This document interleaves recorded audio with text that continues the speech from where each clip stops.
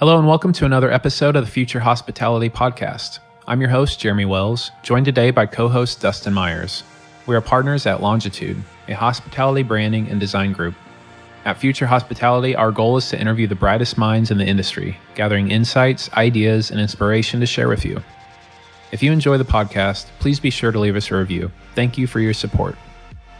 In today's episode, we speak with Corey Weathers, co-founder and CEO at Roam Beyond, a concept that brings mobile living experience and refined off-the-grid lodging unlike any other, using environmentally conscious materials, designed in modern and interesting ways.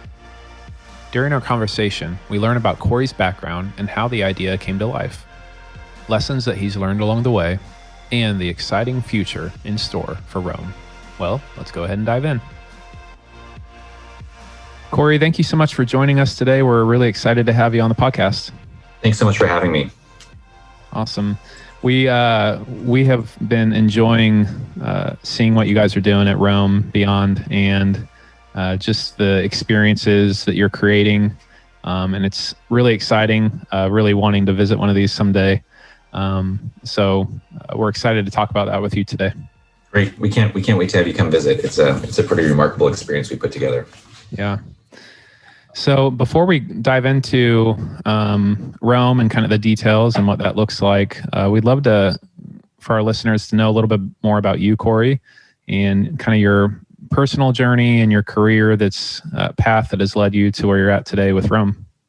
Yeah, I think my background and the experiences I've had in life have very much brought me to where I am now, and the experiences that we want to bring to the world. And my business partner Jake and I have a lot of similar histories growing up and kind of evolving as individuals over the years. And I think that's why we're in the place we are right now.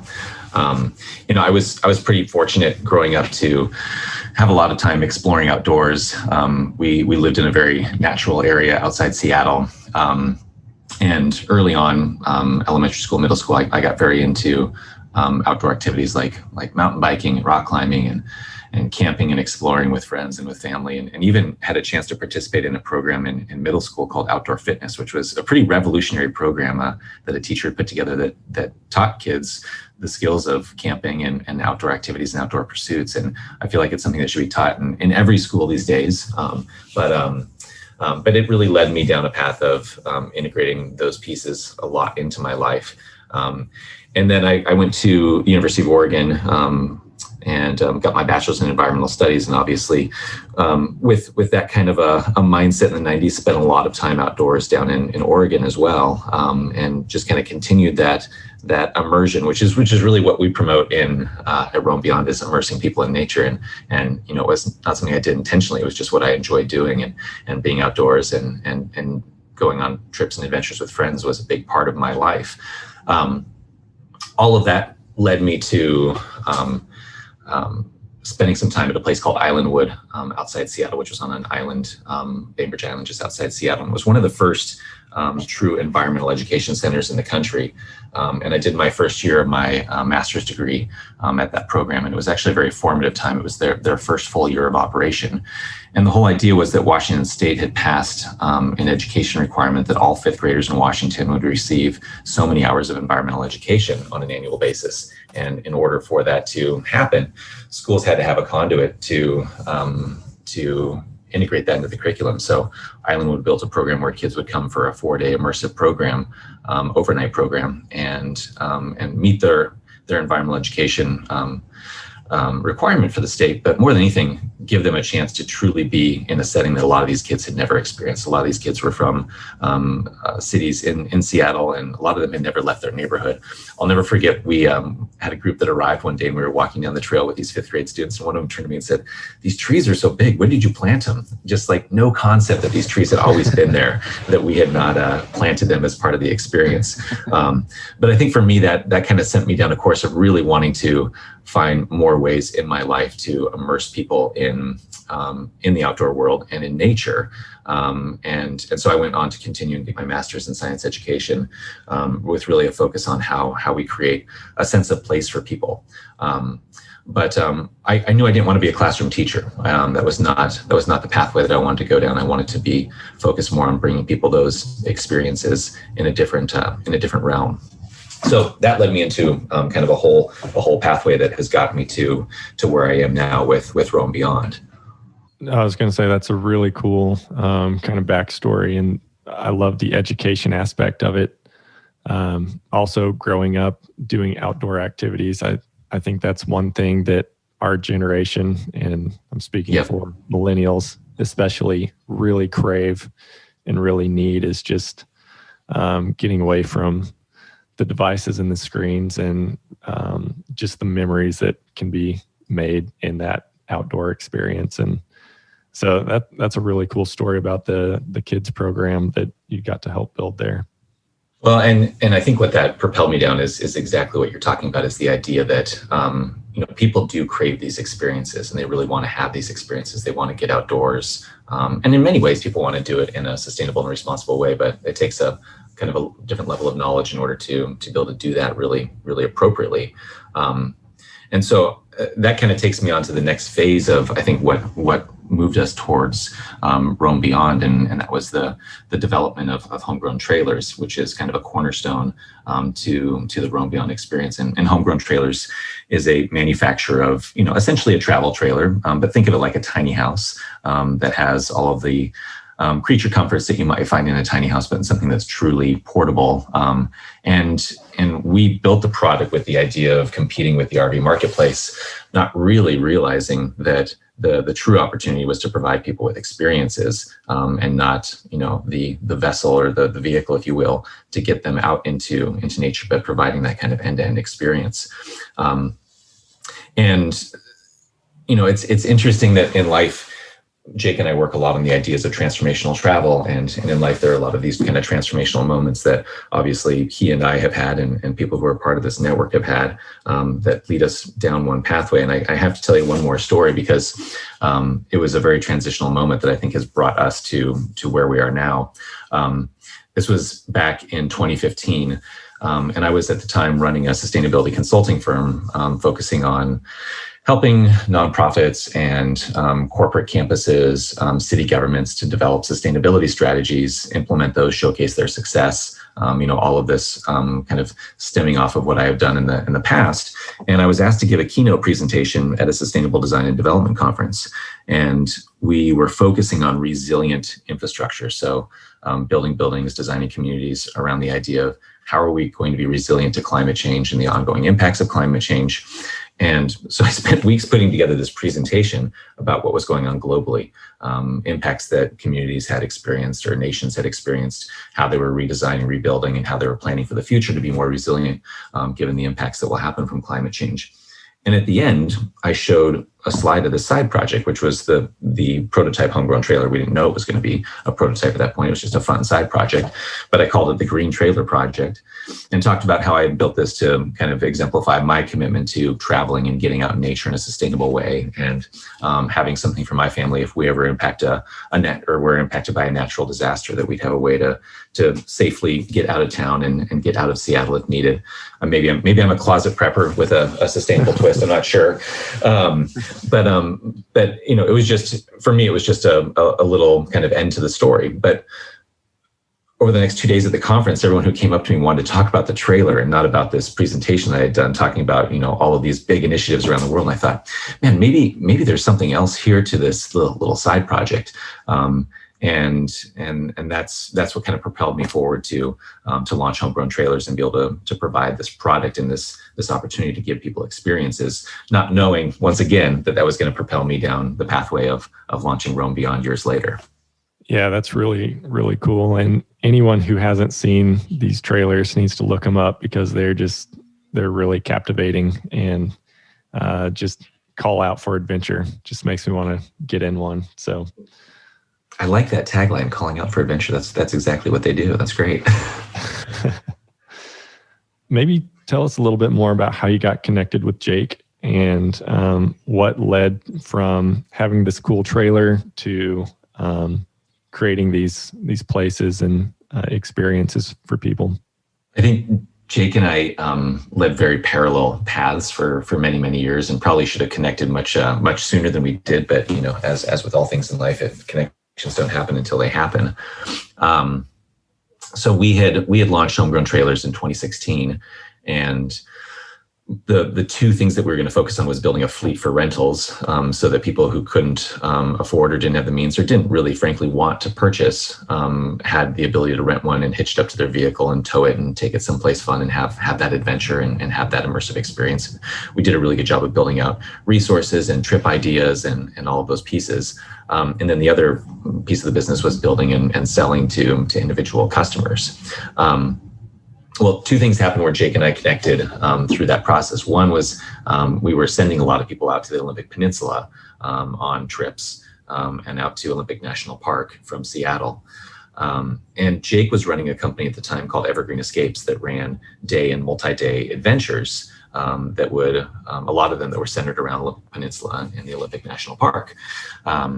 And their biggest pain point as a business was lack of appropriate lodging. And this is now, the pain point that we're trying to solve for the adventure travel industry and for individuals in general, is that a lot of these amazing natural destinations that people go to, they have an option to stay at the very, very limited lodging opportunities like national park lodges or other very unique lodges that have been around for a long, long time that are kind of grandfathered in, or hop in a car or a van or a tour bus or whatever it might be and drive hours and stay at a Super 8 motel somewhere, outside of that area where they're exploring. And Jake was really passionate about trying to find ways to develop lodging right there near recreation, so people could literally get done with a hike and then have a place to stay and the campfire experience and that whole experience, but something that was a little bit more elevated and more comfortable than the tent camping experience. So he and I put heads together in our first year of running rentals with homegrown trailers, but just realized there wasn't quite enough demand just with his business. And we weren't really in a position to try and aggregate a bunch of different tour operators and providers to offer, lodging out in that particular area. But we vowed to keep in touch because we knew that we had, connected and that there was a great opportunity for us to probably work together in the future. Well, fast forward a couple of years. In 2017, we did a survey of all of our followers for homegrown trailers and asked them, what was it that you love about what we do? What do you love about the product? What do you love about the business? And essentially trying to find out if the sales market was as big as we thought it was. And overwhelmingly, the response came back, and we got literally thousands of responses to the survey. The responses came back saying, love what you do, love the handcrafted aspect, love the sustainable aspect of it, love the fact of getting out into nature in a way that is responsible and in something, staying in something that kind of replicates nature and is made with natural products versus a traditional RV. But we don't really want to buy it. We don't want to tow it. We don't have a tow vehicle. We don't want to own a tow vehicle. We own a Prius and we live in the city. We don't want to own a tow vehicle. We don't want to store it and maintain it, do all those things. And I remember looking at my business partner at the time saying, I think we started the wrong business. And realizing that we, to be successful, probably had to make a pretty dramatic change. So we made a commitment, and over that year, we designed our new larger Timberline model, which, if you look at the marketing for Roam Beyond, that is the lodging unit, the cabin, the dwelling, the camper, whatever people call it. They call it a lot of different things that you will stay in when you come to Roam Beyond. But we designed that specifically with lodging in mind. So just enough space in the closet to hang your clothes for a few day trip, a spot for your roller bags to slide underneath the bed, just the amenities you need, enough space in the refrigerator for food for a few days, but lots of counter space for entertaining and preparing food, and really good natural light for connecting with the outdoors. And I spent the better part of 2017 into early 2018 out on the road doing business development, talking with national parks, with small kind of boutique resorts, with wineries, with concessionaires and lodging providers, with the idea of selling, bulk units to these entities that would buy them and then offer them as lodging themselves. And I'll tell you, everybody fell in love with what we're doing. Once again, they loved the concept, they loved the product. It fit a really specific niche for them. But at the end of the day, everyone only needed it seasonally. And I'll never forget my conversation with Yellowstone National Park. I met with the director of lodging.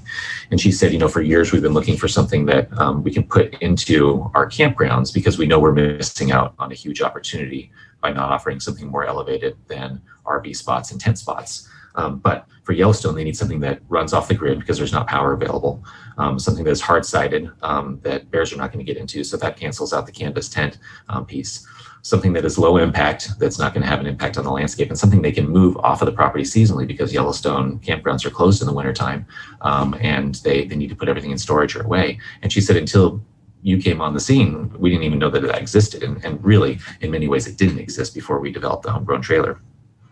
She said, but it doesn't make sense for us to buy them. Can you lease them to us for 5 to 6 months out of the year? And I thought, man, how am I going to make this work? This is a really challenging thing to look at a bunch of seasonal leases for these different entities. And so that's when I called Jake and I said, Jake, you know tourism, you know travel. I think there's an opportunity that I'm missing, and I'm not sure how to put these pieces together. So this was the fall of 2018. And Jake and I had a couple 2-hour strategy sessions, and in a very, very short time, just a matter of weeks, realized that there was a monumental opportunity for us to jump into a new space collectively, and that was to offer seasonal, migratory, pop-up lodging and lodging around outdoor recreation areas and other places where traditional lodging was not viable. It didn't pencil because of the seasonality.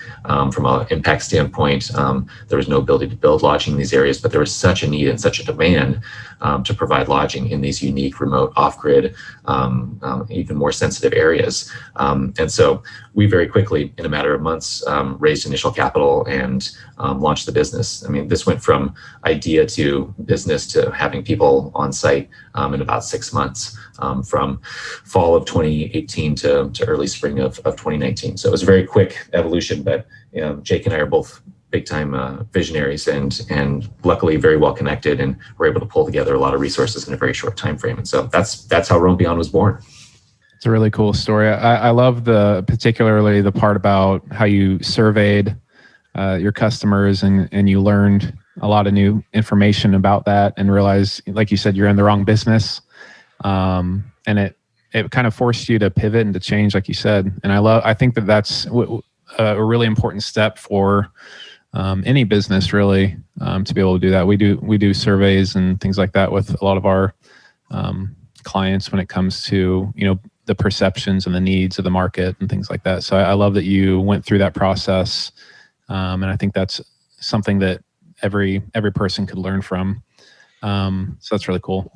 Yeah, I think too many organizations feel like they're being too vulnerable, or maybe saying we don't know if we're doing the right thing to the world and to their collective followers or fan base. But people love providing feedback, especially when asked to provide feedback. And I feel like every time we've done a survey, whether it was with Homegrown Trailers or with Roam Beyond, we've learned so much more than we would have anticipated, especially if you ask some very pointed questions and allow people to pick, a drop-down answer, but then giving people the chance to provide some open-ended feedback. You're going to learn things you never would have imagined you would have learned. So, I guess for those entrepreneurs and others who are kind of struggling with, am I doing the right thing? Like I have an inkling. There's a book called The Natural History of Innovation by Stephen Johnson. And he talks about something there called a slow hunch, where like over months or even years, you feel like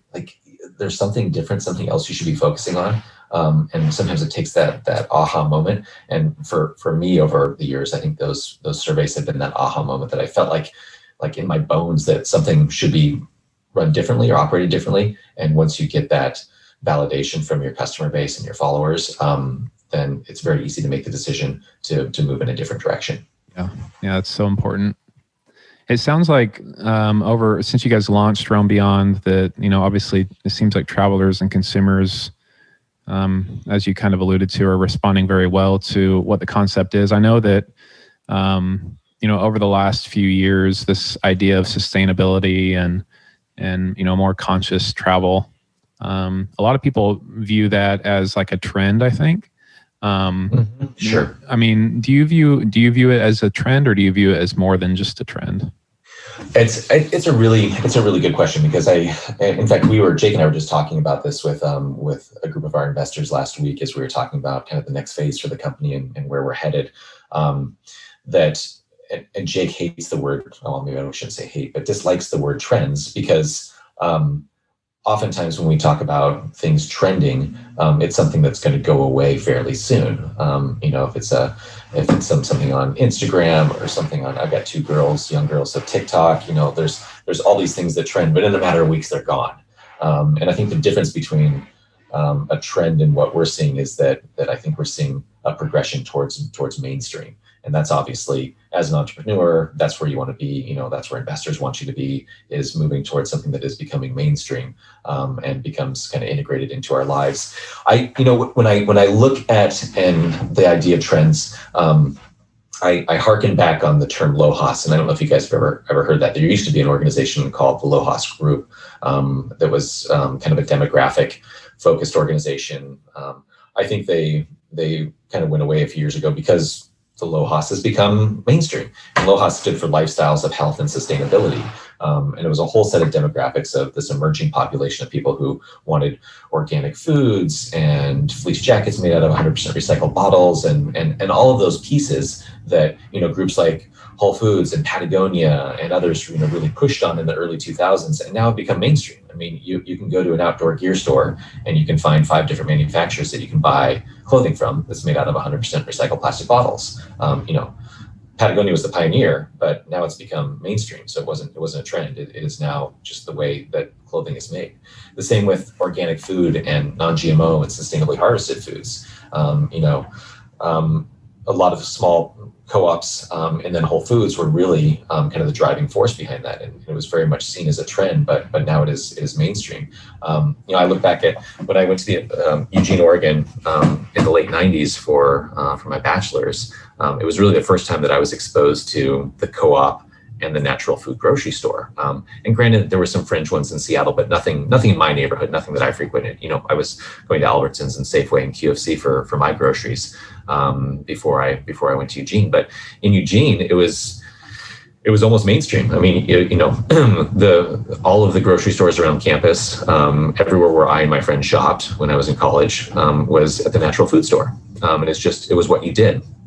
And interestingly enough, when I came back to Seattle, met my wife Heidi and we got married. We bought a house in the Green Lake neighborhood, which was about 5 blocks from the first Whole Foods that opened in Seattle. And that became, a mainstay in our lives. We did almost all of our grocery shopping at Whole Foods. And that just became part of our life. That was, we had an expectation that we could get organic food. We could get sustainably harvested fish. We could get all of those items. And obviously that, for me, that continues today. And I think we're seeing the same with travel. The difference with travel is that travel is so comprehensive. It's not just selecting foods, or it's not just selecting a fleece jacket. It's all about the entire experience end to end. How do you travel to get there? Where do you stay when you're there? What types of activities do you take part in? Is the hotel that you're staying in providing you with towels made out of organic cotton? I mean, there are all these layers of complexity to how sustainable is this experience. But consumers have an expectation that they can start to find the Whole Foods of travel or the Patagonia of travel, where they don't have to think about whether or not this is sustainable, responsible, ethical, that it just is, because the company has been built around those concepts. And for us with Roam Beyond, that's really what we want to do, is we want to build an experience, build partnerships, build tools and resources so that from end to end, people can truly have a sustainable, responsible, ethical, and in many ways, as we're moving forward, regenerative travel experience. And so I think, I don't think it's a trend. If it was a trend, I don't think I would be trying to do what I'm doing and trying to raise investment to do what we're doing and to push on so many levers to make all this happen. I truly think in the next decade, we're going to see that sustainable, conscious travel, transformational, regenerative travel, all of those things are very much becoming mainstay in people's lives, depending on what they're looking for and what they want. Just as as Whole Foods and Patagonia have done the same in what they've been able to accomplish. And on top of that, the work that Jake, my business partner, is doing with developing the Transformational Travel Council, this consortium of global leaders thinking about the next phase of travel and how do we really transform the landscape of travel? How do we transform or allow travelers to have an opportunity to transform themselves as they come out and have these experiences, it's critical that you have providers out there that are offering that end-to-end experience that kind of hits all the tenets that people are looking for, so that one, they can do it in a responsible way, and two, they don't have to think as much. They can truly go out and immerse themselves in that experience and know that it's going to hit the mark on what they expect. But it's going to take time. It's years away from it being fully mainstream. But I think with the pandemic, we're seeing a lot of that expedited. And I think, across the board, we're seeing some major changes within our world due to the pandemic. And I think travel is one of those things that's going to change exponentially in the years to come. Whereas had the pandemic not happened, it might have still continued to be an incremental change. Yeah, totally. Yeah. And, we just spoke with Mona Levitska from the Transformational Travel Council a couple episodes ago, and it was really, Mona's wonderful. Yeah, it was great to hear like the vision and things like that, how they're pushing this movement forward. And it's, we agree. I think I agree with you, it's more than a trend for sure, or it should be especially. So that's really cool to hear your viewpoint on that too. Thank you. Yeah, Corey, I'm curious more from the operations and practical side. Like, is Roam beyond purchasing property and rolling these in, or is it a lease situation? You mentioned like Yellowstone and national parks. Is it something where you can sign a lease and bring in these units and start going from there? Or what does that look like? It's definitely an evolution for us as a company, but primarily our focus is to identify land that's either not currently being used and is owned by somebody, or is being used in a way that could be used more responsibly, more sustainably, and or by more people who are willing to pay a little bit of a premium to have an experience that drives improvements to that property and drives kind of the stewardship of those properties and those locations. So we break our portfolio now and into the future down into two categories. There is the remote, off the grid, rural experience, which is around outdoor destinations and recreation destinations. And most of those are seasonal. So, looking at, say, a spot like Olympic National Park is really late April until early October is kind of the timeline in which people are going to be having that experience. You look at some place like Tucson or Sedona, and it's very much the opposite of that. So you have that winter experience and that time of year that it's more desirable to go to those locations. So we're building a portfolio and a network and really a seasonal migratory pattern, since we like to use natural terms, of how our inventory moves around a geography, so that it can be in the right place at the right time. And that also, doesn't just mean to provide people lodging when they want to be there, but for us, it also means from a financial standpoint, putting our assets to work at the right time of year, in the right place. And I think the biggest challenge with glamping is that glamping, for the most part, is very seasonal, and it's very time intensive to set up and to take down and to make those seasonal changes. And on top of that, you have a lot of seasonal employees, which is a hard thing on an annual basis to hire a seasonal team and ensure the level of customer service that you want. So our goal is that our inventory has a little bit of downtime,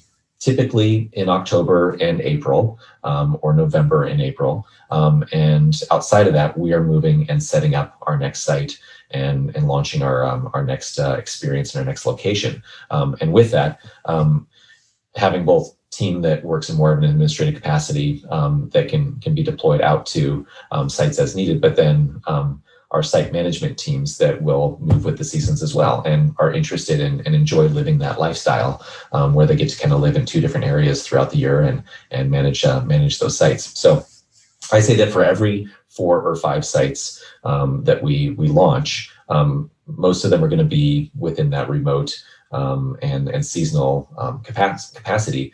And then one will be a flagship site. And so we just launched, as you guys are probably aware, our first flagship site in Montana. And the flagship site will be year round. And the uniqueness of where we are in Montana in the Flathead Valley near Glacier National Park is that there is a very strong winter contingent, people who are skiing at Whitefish Mountain, people who are snowshoeing and cross-country skiing in Glacier National Park. They close the road. You can actually snowshoe and cross-country ski up, going to the Sun Road, In the next probably 6 to 8 weeks, they're going to open it to cycling. So before they open it to cars, you can actually go and cycle up that road, which is just absolutely amazing. It is a breathtaking road in general, but biking up it is phenomenal. And then it will resume to general operations in the summer. But we have, there's so much opportunity in that area year round that it makes sense for us to have a flagship location. And then our flagship locations let us kind of centralize our workforce for our remote locations as well. So whether it's for repairs, for research and development on new solar technology, new battery technology, we can do all of that in a more controlled environment at the flagship location, and then more effectively support our remote locations. So we have, in our business plan, a whole idea of where our next 3 or 4 flagship locations will be, and what our remote locations will look like around those as we move forward. Primarily, we're leasing property, and so we've done both private landowners as well as public entities.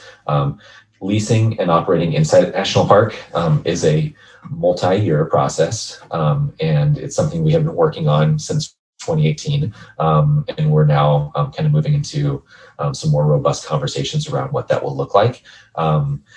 And I think the beauty of that is that it allows the national park system to offer a little bit more of a controlled experience for people as they come in, and a little bit more of an elevated experience.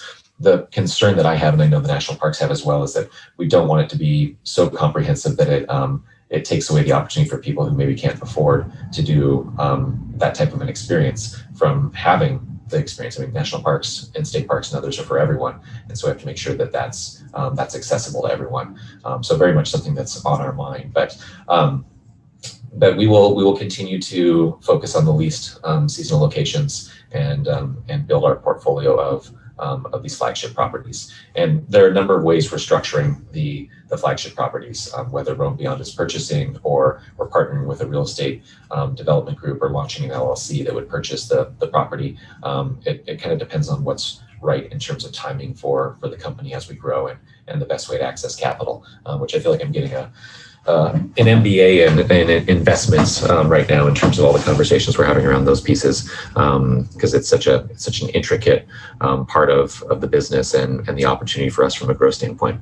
Fortunately, I love it, but it's a lot to take on with everything else going on within the company right now as well. I gotta say, just this concept, I know it kind of took a while to get to where you're at, and some different iterations, but I think where you're at is genius. Thank you. The mobility, the sustainability, following migratory patterns, and just making efficient use of the human resources. I'm kind of blown away at how all of this has come together. It's really impressive. Well, and I'll layer in one more thing, which I think is going to be really exciting, is that we are looking at doing some pop-up short-term weeks of experiences this year as well, just because COVID has presented so many interesting and unique challenges that we feel the need to be a little bit more nimble. But I'm kind of excited about what that may hold for the future. As we get back to concerts and festivals, having the opportunity to have a pop-up experience there, as we get back to some very, very seasonal things like harvest time in wine country. I don't know if you guys have ever been to wine country in California or Washington or Texas during harvest time, but it's a really fun and unique time to be in that area. There is never close to enough lodging in those areas during those time periods. So how we can offer short-term pop-up lodging in those areas that doesn't necessitate somebody actually having to try and build lodging and keep that going year round is super exciting for us. That's awesome. It's been really cool to hear all of the stories and all of the thinking that's gone into this concept and this experience that's so unique. So thank you for sharing that with us. One final question as we wrap this up.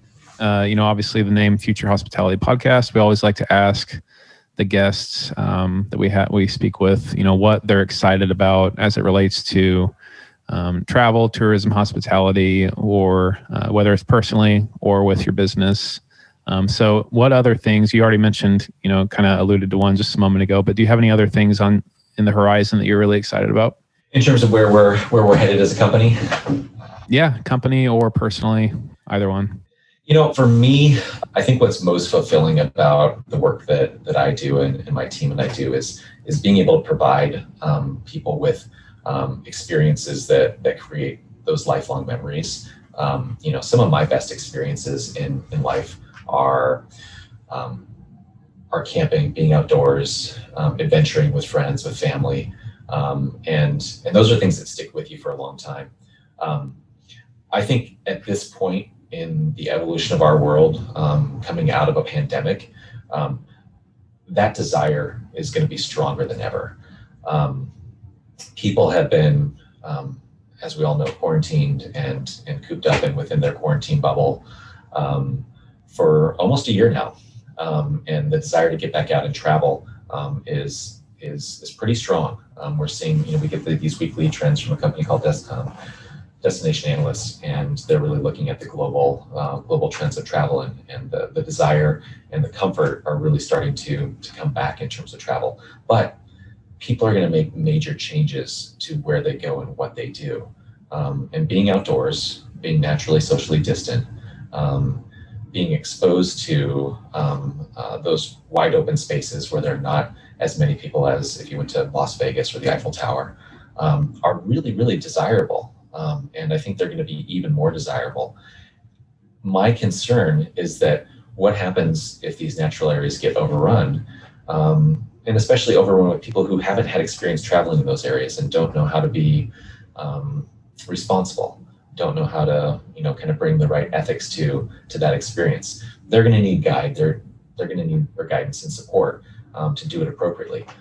I'm really excited for Roam Beyond to be able to play that role, to offer people a safe, educational, somewhat curated experience near these unique natural destinations, because I think that's going to be better for everyone.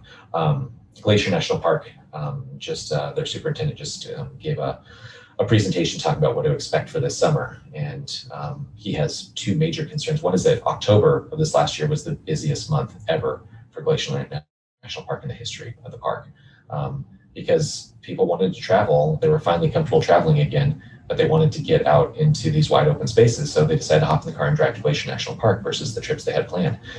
That's overwhelming to the park system, and they're going to need support both from lodging and logistics and otherwise. So we see that we can play a role in helping to promote more responsible tourism as people are getting out into these natural areas. So that's a huge opportunity for us as a business. But from an ethos standpoint, in terms of what we're trying to accomplish, the more people we feel like we can immerse in nature and in some ways be that catalyst for change on a mainstream level. If we can do that and scale our business effectively, we have done more than I could ever hope for with the business. Just like people going into a Whole Foods and going, oh, I didn't know I could actually buy that was produced in a responsible way or came from an organic source. We want to provide the same to people when they come and stay with us, that, oh, I can travel, I can adventure, I can stay in a way that is sustainable, is responsible, is connected with, and doesn't have an adverse impact on the community in ways that maybe they never would have thought of. But we get to be that educational conduit to them to hopefully allow them to return to their lives back home with some ideas and maybe some changes they can make in their lives to be better members of their local and global communities because of the experience they've had and because of the curated experience and the education we've been able to provide to them when on site. So, I think we have a huge opportunity right now to build a really successful, scalable business, but do it in a sustainable way and do it in a responsible way and be truly a net positive add to the local and global communities where we operate. That's my vision on the future. That's awesome. Yeah, I can't wait to see where you and Jake and Roam Beyond go from this point. And I'm excited to follow along. And Corey, thank you so much for joining us today. It was a great pleasure having you on the podcast. Thank you both for having me. I appreciate you allowing me to tell the story and think through some of these next phases for the company along with you guys. Thank you so much. I hope you enjoyed today's episode of the Future Hospitality Podcast. If you enjoyed today's topic and episode, please leave us a review. If you'd like to learn more about Longitude, you can visit longitudebranding.com to see our portfolio of design work, read our Insights blog, and learn more about our team. You can also find us on Instagram and Facebook by searching for Longitude Branding.